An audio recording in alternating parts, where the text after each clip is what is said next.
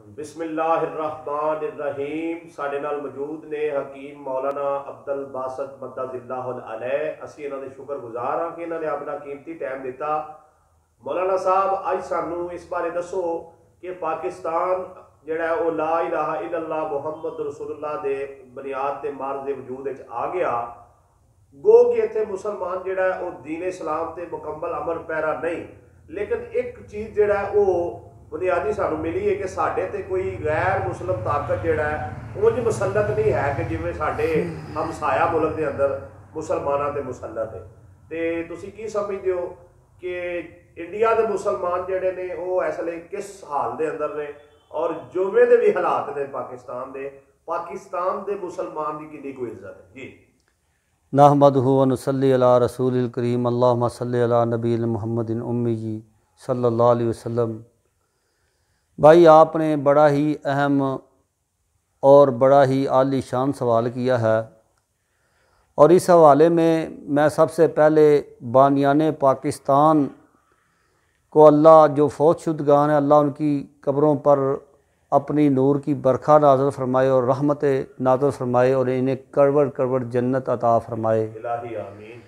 बिलखसूस जनाब मोहतरम व मुकर्रम इज़्ज़त माब मोहम्मद अली जिन्ना रहमहुल्लाह की अल्लाह इनकी गुनाह माफ़ फरमाए और दर्जात इनके बुलंद फरमाए। उन्होंने उस वक्त समझ लिया था कि पाकिस्तान हिंदू और मुस्लिम इकट्ठे नहीं रह सकते, और उस तनाज़ुर में बड़े ही दुख से कहना पड़ रहा है कि उस वक्त बड़ी बड़ी इल्मी शख्सियात ने, बड़ी बड़ी इल्मी अमली और अदबी शख्सियात ने क़ायद-ए-आज़म मोहम्मद अली जिन्ना रहमहुल्लाह की मुखालफत की, और आज वो पछता रहे हैं। उसमें से एक, मैं मुसलमानों की बात बाद में करता हूँ, पहले मैं सिखों की बात कर लेता हूँ।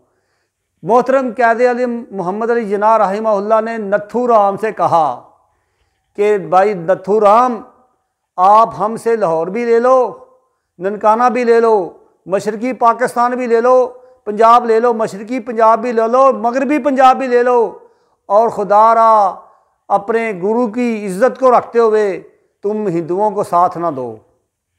और आज तारीख़ ने देखा कि जब कोली ये जब आते हैं इधर गुरु नानक में, ननकाना साहब में आते हैं या करतारपुर में जाते हैं, तो सिख सबसे पहले माजरत करते हैं कि हमने उस वक़्त, हमारे बड़े ने नत्थू राम ने ना मान के क़ायद-ए-आज़म की बहुत बड़ी गलती की। आज वो पछता रहे हैं। अब आ जाते हैं इस तनाज़ुर में कि मोदी जो कर रहा है, और जो पहले वाला था, गांधी वाला जो इंडिया था, वो आज इंडिया नहीं है। आज इंडिया है आरएसएस का, आज इंडिया है शेख हसीना वाला, आज इंडिया है इंतहा पसंद आइडियालॉजी की, जो आरएसएस की आइडियालॉजी है वो है आज, जिसने गांधी और नेहरू को इनको कत्ल किया। कहता है हमारा तो हीरो वो था, और फ़ख्र महसूस करते हैं। कहते हैं कि 1947 में इंडिया का तो एक तकसीम हुई थी, 2014 में हमें आज़ादी मिली। हिंदूइज़्म आ रहा है, वो मुसलमानों की और अक़लियतों की नेशनैलिटी ख़त्म करने जा रहे हैं, और इसी तनाज़ुर में उनके फिल्मी अदाकार भी, उनके ऊपर भी पाबंदियाँ लग रही है। और आने वाले दिनों में या अल्लाह, ये मेरे अल्फाज ना पूरे हों, उलमा के ऊपर पाबंदी लगेगी। और ये गद्दार जो गद्दार हैं, जो मुसलमानों के रूप में मुसलमानों का वोट बैंक तोड़ करके मोदी को सपोर्ट करते हैं, जिस तरह अवैसी जैसे, असद अवैसी जैसे जो पाकिस्तान मुखालफ हैं, आज वो ताकतें घबरा रही हैं जिन्होंने उस वक़्त क़ायद-ए-आज़म मोहम्मद अली जिन्ना रहमहुल्लाह की मुखालफत की थी। आज वो परेशान हैं कि हमने क्या कर दिया। वो उधर आज़ादी से नमाज भी नहीं पढ़ने जाते। गाय का गोश्त खाने पर पाबंदी, गाय का गोश्त तो दूर की बात है। और मेरे मोहतरम भाई, जुम्मे की नमाज पर पाबंदी। वो उत्तर प्रदेश के अंदर ये योगी नाथ जो काम कर रहा है, वो सारे का सारा क्या है, इनके अंदर में बगावत की तहरीकें जन्म ले रही हैं। वो कुछ काम करते हैं, नाम ISI का और पाकिस्तान का ले लेते हैं। आज इंशाअल्लाह ताला मैं देख रहा हूँ आज क्या देख रहा हूं कि राहुल गांधी कहता है खुदारा खुदारा, इसको मोदी इलेक्शन कराए और हम कांग्रेस आ जाएगी। कांग्रेस कभी नहीं जीत सकती। वो जब भी कोई मसला बनेगा, मोदी पाकिस्तान के ऊपर हमला करेगा या मुसलमानों का खून बहेगा या सिखों का मरवा देगा, नाम किसका लगेगा? पाकिस्तान का। और इसके पीछे अच्छा मौलाना साहब, 86 में या गालबन 84 में जो है 30,000 सिख जो है वो हिंदुओं ने कत्ल किए थे, ये जिसको हम जो है चढ़दा पंजाब कहते हैं, ये जो हमारे साथ ही लगता है बॉर्डर के। तो उसके बाद एक तहरीक चली है जिसे खालिस्तान कहते हैं। सिखों का कहना है कि जी हमारा धर्म अलग है, हमारे जीने का तरीका सलीका अलग है, हमारे रस्म रवाज अलग है, तो हम एक अलग वतन बनाएंगे पंजाब में, क्योंकि सिख जो है वो मेजोरिटी में है, अक्सरियत में है।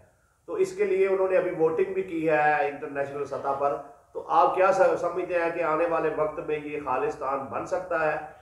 इसके लिए तकरीबन इस वक्त पाकिस्तान से बाहर जो बैठे हुए हैं तकरीबन 30 लाख सिख जो हैं उन्होंने यकजा होकर इस पर आवाज़ उठाई है। जी, खालिस्तान की सिख तहरीक जो है वो 84 से पहले 71 जब पाकिस्तान 2 लख्त हुआ उससे पहले की ये तहरीक चल रही है। गालबन 56-53 के अंदर इसको जो मार्ज़ वजूद के अंदर लाया गया, फिर ये ज़ोर पकड़ती पकड़ती 82, 83, 84 के अंदर बहुत रूई पर थी। और फिर जो भी हमारे हुक्मरानों ने किया बरकैफ, मैं ये देख रहा हूँ कि खालिस्तान भी बनेगा और कश्मीर भी बनेगा। अब ये 2 इशू हैं, इनको बना के एक मुल्क बन जाएगा। आलमी कुव्वतें ये चाहती हैं कि पंजाब और कश्मीर इन दोनों को हम अलहदा कर दें, पाकिस्तान का भी कश्मीर और पाकिस्तान का भी पंजाब और इंडिया का भी पंजाब, इसे हम मिला करके एक अलहदा रियासत डिक्लेयर करें। और जिसका मैं देख रहा हूं कि जिसका सदर या होगा सिख, अगर कश्मीर और या खालिस्तान बनता है, इसका सदर या सिख होगा या वज़ीर आज़म सिख होगा।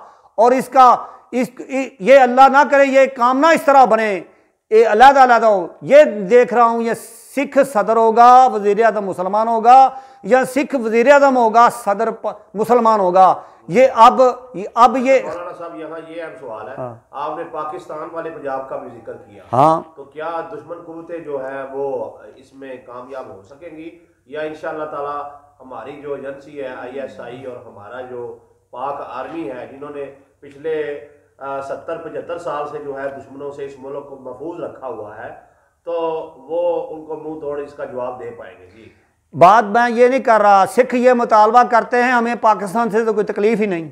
ये जो करतारपुर कॉरिडोर खुला है, ये पाकिस्तान ने बड़ा काम किया है, वज़ीर आज़म पाकिस्तान इमरान खान साहब ने और एजेंसियों ने। मेरा कहने का ये मतलब है कि इंडिया ये चाहता है और दुश्मन कुव्वतें ये चाहती हैं कि इसको कंपेन बना के खालिस्तान की तहरीक को एक बढ़ा दिया जाए और इसके अंदर चढ़दा पंजाब और लहंदा पंजाब दोनों तरफ से कुछ हिस्सा डाल के खालिस्तान बनाया जाए और कश्मीर को और खालिस्तान को एक स्टेट बना दी जाए। मैं इस तरफ आ रहा हूं, लेकिन अब इंटरनेशनल कुव्वतें क्या चाहती हैं, पाकिस्तान बिलशमूर चाइना समेत, कि खालिस्तान एक अलहदा बन जाए और कश्मीर की स्टेट को एक अलहदा डिक्लेयर कर दी जाए।